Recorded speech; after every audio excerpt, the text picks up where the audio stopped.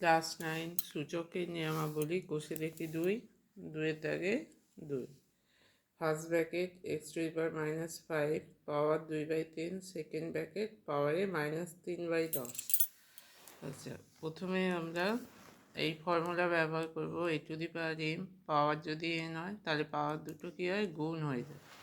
তাহলে এই ক্ষেত্রে এই ফর্মুলা ব্যবহার করলে সেকেন্ড ব্র্যাকেট থাকবে -5 গুণিতক 2/3 x⁻৫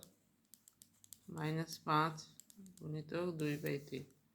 সেকেন্ড ব্র্যাকেটের বাইরে -3/10 যা আছে থাকছে। তাহলে এইটা হচ্ছে x⁻−10/3 -3/10 সমান x⁻−10/3 গুণিতক -3/10 কেটে যাবে। তো কেটে গিয়ে হচ্ছে 1, এক্সের পাওয়ার হচ্ছে 1 সমান উত্তর হবে x।